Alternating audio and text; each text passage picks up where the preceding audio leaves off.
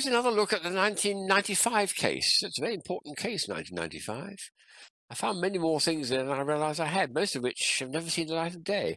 This one, for instance, I don't think I've ever put a battery in it. It's a very obvious one. It's fibre optics. It's very pretty, actually, but I just never got around to showing it. So let's put it on and off a few times. There we are.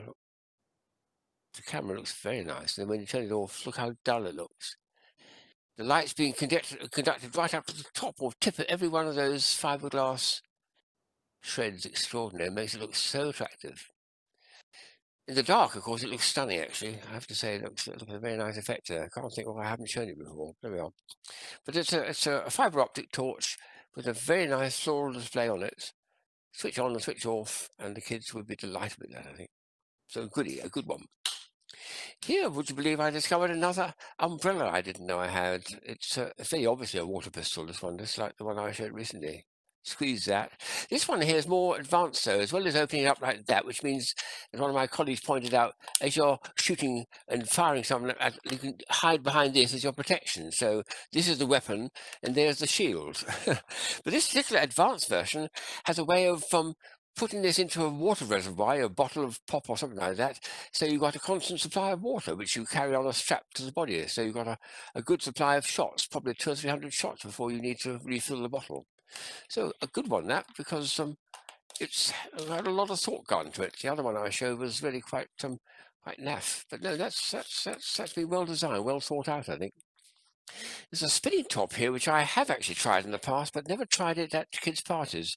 It's quite fun it's one of those ones which is quite fun to assemble and then to look at, because it's got some very nice pictures to it. It's a German toy, so German designs. The difficulty is making it spin. You've got to transmit a rotational force to this large cardboard disc, and they've done it by having an elastic band at the bottom here to add a bit of friction, and an elastic band at the top which you have to push down a bit in order to get it somehow to hold. And see if I can get it to do any spinning at all. Oh yes, sort of. It's a little bit weak, to be honest. You know, it's better than I thought, but it never lasts more than about 3 seconds, that one. And most of the fun, I say, is in the assembling of it. Quite a series of little slots for things to put into slots and so on for kids to enjoy.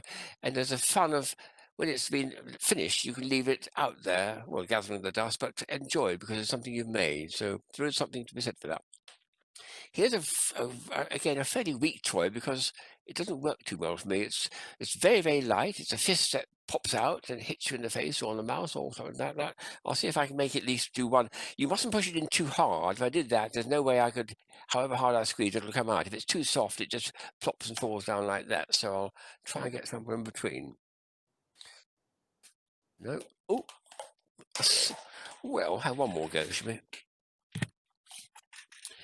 It should go a little bit higher than that if I can really get it in position. Here we go. No, too much. Still too much. One more go. And one more go still. No, I have to call that a failure. Never mind. There's an extraordinary one here from the same case, which is facial reading, how to read people's faces. According to the blurb, this is an Australian toy, this. According to the blurb, it says that this is something that's been pursued by Egyptians over thousands of years, and also the Chinese. And there's lots and lots of little things you turn around, and then you study people's faces and read their character. Well, that's what they claim.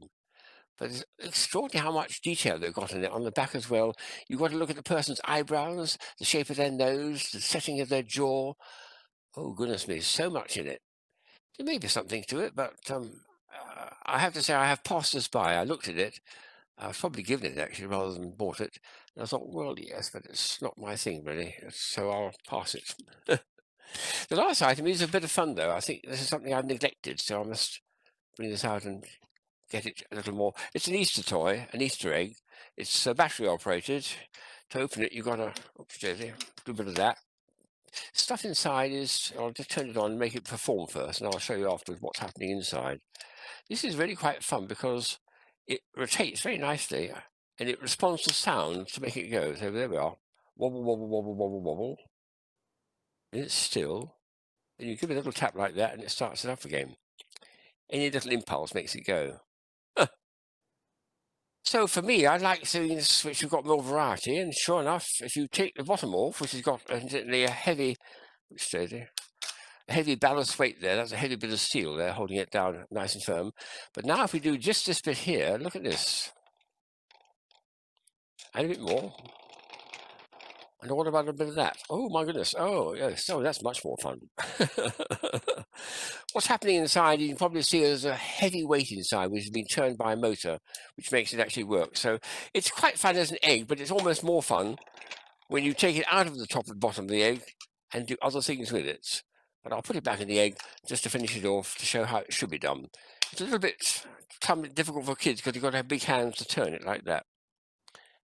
And it's an Easter egg that revolves round and round and round and round and round and then eventually comes to a halt. Shh, don't make a noise. Do you like it?